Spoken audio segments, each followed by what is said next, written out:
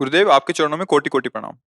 गुरुदेव, मेरा प्रश्न यह है कि मुझे हर वक्त ये डर लगता है कि मेरे सब अपने एक दिन मुझे छोड़कर दूर चले जाएंगे, मैं अकेला रह जाऊंगा, फिर क्या होगा? कृपया मुझे इस डर से दूर करने का उपाय बताएं। इसी डर ने हमें बाबा जी बुला दिया। इसी डर ने हमें बाबा जी बुलाया। जब हम बच्चे थे, 3-4 में जब पढ़ते थे, तो जब आ करके स्कूल से बैठते, पूर्व जन्म का कुछ ऐसा था, बस यही चिंतन होता कि सबसे ज्यादा प्यारी माँ थी। यार माँ मर जाएगी तो क्या होगा, पिताजी मर जाएंगे तो क्या होगा, भाई मर जाएगा तो क्या होगा, हम कैसे जिएंगे। कोई यहाँ शाश्वत तो है नहीं, कोई ऐसा तो नहीं जो आर पार मेरे साथ।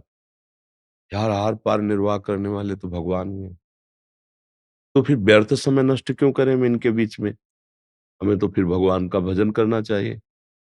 तो स्कूल से आके बस्ता टांग देते, और हमारे यहाँ संत आया करते थे तो कीर्तन करवाते थे, श्री राम जय जय राम श्री राम। बस वही हम एकांत 2 खंड का ऊपर जाके बैठ जाते, और श्री राम जय जय राम श्री राम जय राम जय। धीरे धीरे कक्षा 9 पास हुए, साइंस साइड में पढ़े, भाग पड़े। फिर तब से आज तक जन्मभूमि नहीं गए, कोई संबंध नहीं। उसी बात ने बाबा जी बना दिया कि हमको ऐसा मित्र चाहिए, ऐसा संबंधी चाहिए जो शाश्वत हो, अविनाशी हो, जिसको मृत्यु का भय ना हो। वो एकमात्र भगवान है। अगर वास्तविक ऐसी बात है तो अंदर से भगवान का नाम जप करो। पहला काम भगवान की कृपा का होता है, वो निर्भय कर देती है। अब मृत्यु का भी भय नहीं रह गया। तो किडनी खराब है, डायलिसिस होता है, पीड़ाएं होती हैं, कष्ट होता है, पर वो भय नहीं है। कभी भी जब चाहे तब बुला ले।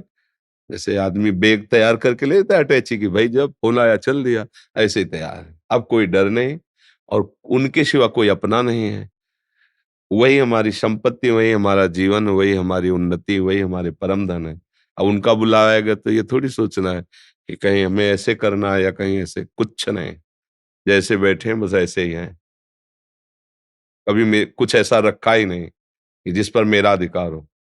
मेरे नाम का कुछ नहीं, केवल प्रभु हैं, दूसरा कोई नहीं। इसी चिंतन ने ऊंचाई पर पहुंचाया है। तो अंदर से चिंतन करो, भगवान का आश्रय ले लो। ये तो बहुत कृपा से विवेक जागृत होता है कि कोई मेरा नहीं। जब छोटे थे, किसी का ब्याह होता, उत्सव होता, पर ये विचार हमें चैन न लेने देता कि आज तो खुशी हो रहा है, लेकिन कल जब विपत्ति आएगी तब ये रोएगा। बड़ा शुद्ध विचार था एकदम। कुछ अच्छा ना लगता कि अरे सब नाटक हो रहा है, सब नाटक हो रहा है। सत्य क्या है? क्या इसमें सत्य क्या है? किस बात में खुशी हो, किस बात में नाचें? अभी ये हो रहा है, अभी एक क्षण में मर सकता है। जब मर जाएगा तो सब विषाद हो जाएगा। फिर सत्य का आनंद क्या रहा? फिर हर्ष क्या रहा? ये टिकाऊ है नहीं। उसी विचार ने मुझे चैन नहीं लेने दिया। और जीते जी जिनके प्रति हम इतने आसक्त थे कि निकल नहीं सकते थे, उन्हीं माँ, उन्हीं पिता, उन्हीं भाई, उन्हीं परिवार, भाभी, सब पूरा भरा परिवार, सबसे मुख मोड़ लिया। और एकमात्र भगवान। कहाँ जाना है, क्या खाना है, कैसे रहेंगे, इसका उत्तर हमारे पास नहीं था। भाग पड़े घर से।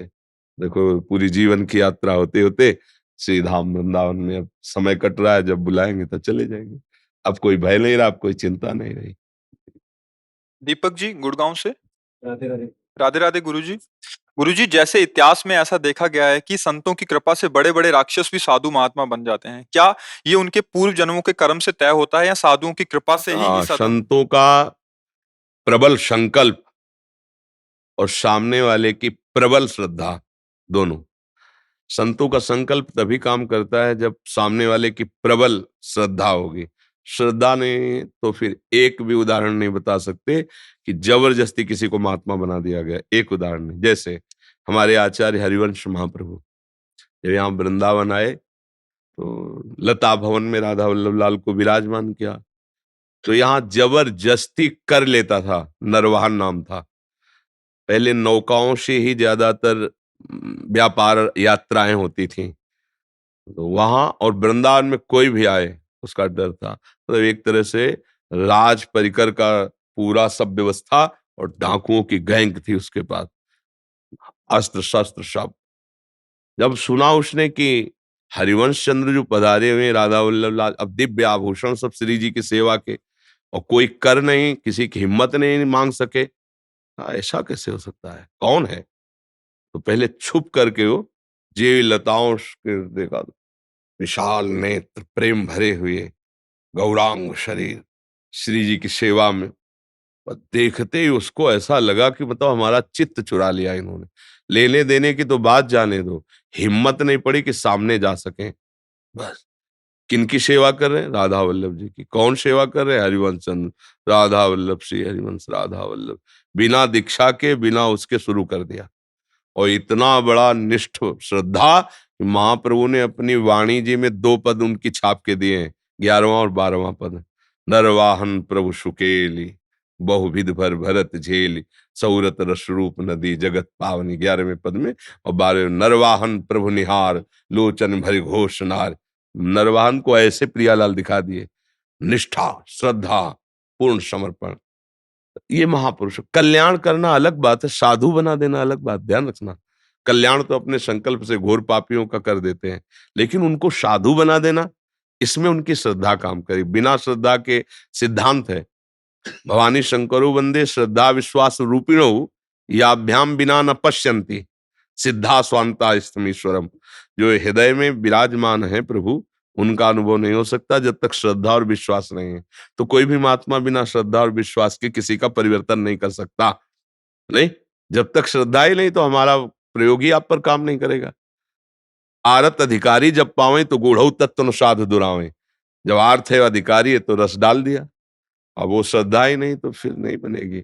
जैसे पारसमणि का स्पर्श होने पर ही लोहा सोना बन सकता है, पर अगर बीच में रुई का पर्दा है और लोहे की डिबिया में रखी तो लोहे की ही रहेगी, वो सोने की नहीं बन जाएगी। पर्दा हटाओ, छू जाए तो सोने की हो जाएगी। ऐसे संत के पास हो आप, संत की सेवा में हो, पर आप उनके वचन नहीं मानते, अहंकार युक्त हो, श्रद्धा उस कोटि की नहीं, परिवर्तन नहीं होगा। आपकी प्रबल श्रद्धा हो गई तो उनका संकल्प आपको अपने समान बना देगा। पारस तो सोना बनाती, संत संत बनाते। आप उस सरिस चाहे सब कीन्हा, वो अपने समान आपको बना देंगे, पर आपकी श्रद्धा उसमें विशेष कारण होगी। संतों का स्वभाव ही होता है जगत मंगल करना, लेकिन जो अश्रद्धा करते हैं, उन पर भाव नहीं रखते हैं, तो उनका परिवर्तन नहीं हो सकता। ये श्रद्धा का विषय है। प्रथम हृदय श्रद्धा जो करे, आचार्यन जाय अनुसरे, जहां जहां हरिवंश के, तब बात बनेगी। भगवान श्री कृष्ण चंद्र, श्रद्धावान लभते ज्ञानम तत्पराशेत इंद्रिया, ज्ञानम लब्ध्वा पराम शांति चिरेणाधिगच्छति। श्रद्धावान ही ज्ञान को प्राप्त होता है, श्रद्धा नहीं तो फिर काम नहीं। मोना शर्मा जी चंडीगढ़ से। गुरुदेव कोटि कोटि प्रणाम।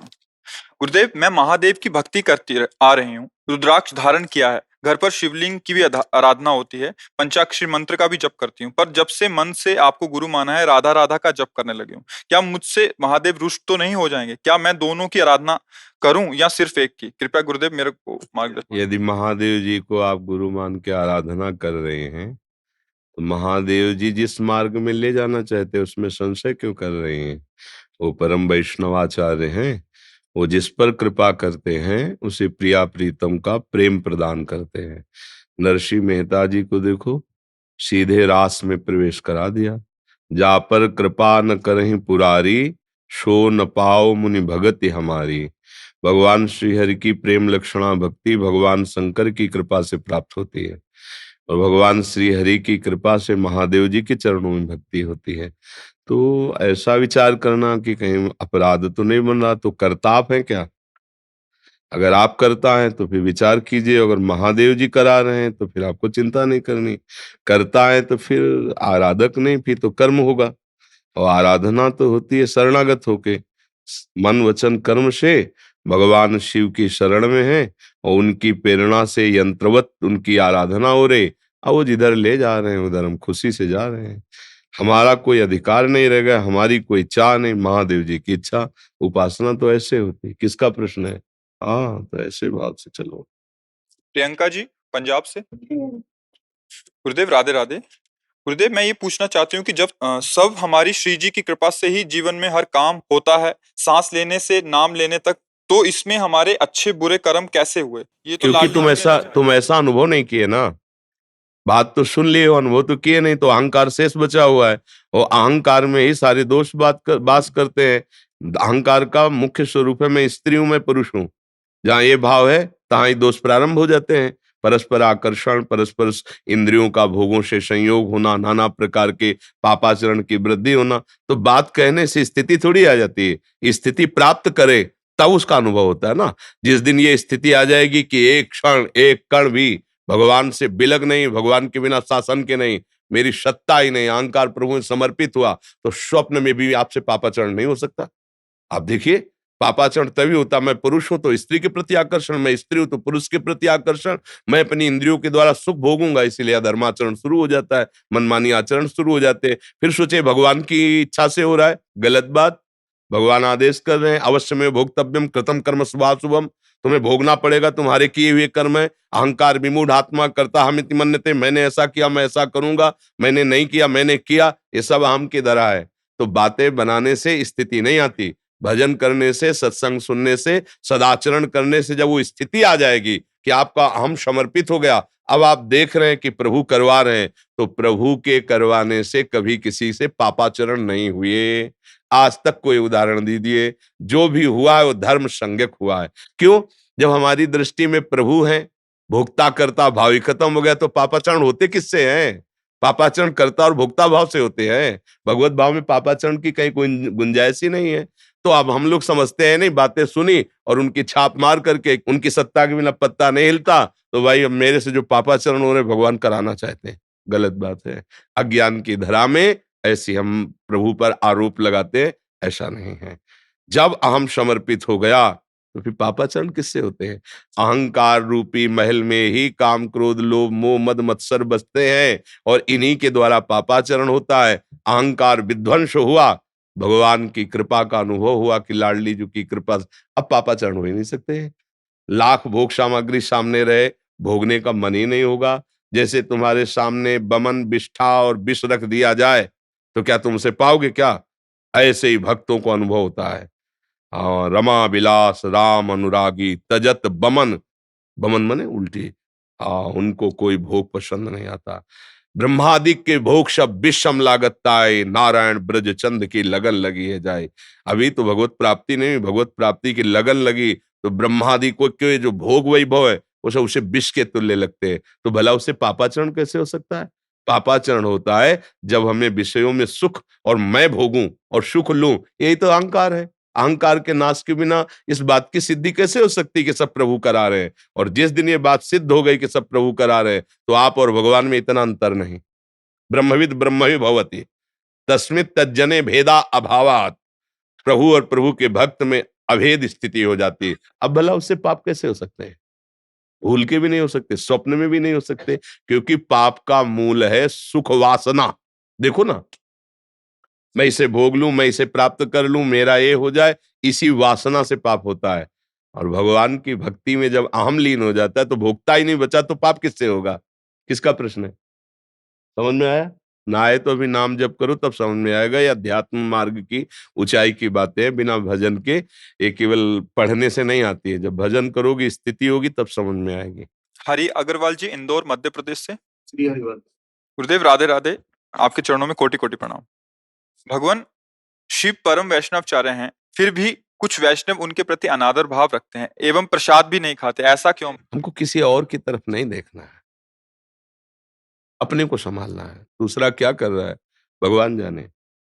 हमें जिम्मेवारी नहीं दी गई है, हम उतने पद पे नहीं कि पूरे सृष्टि को संभालें। तो हमारे पास जो है उतने और हम, जैसे आप आ गए तो हम आपको संभालने की चेष्टा करेंगे, ना संभले तो आपको प्रणाम करेंगे, वैर विरोध नहीं करेंगे। तो पूरी सृष्टि है भगवान की माया से आकृष्ट है। कोई भगवान को भी गालियां देता है नहीं? कोई नशा पिए किसी को भी गाली दे, तो ये सब माया का नशा पिए हुए हैं। हमारी दृष्टि में प्रभु के सिवा कोई नहीं है, और वही शिव है, वही राम है, वही हरि।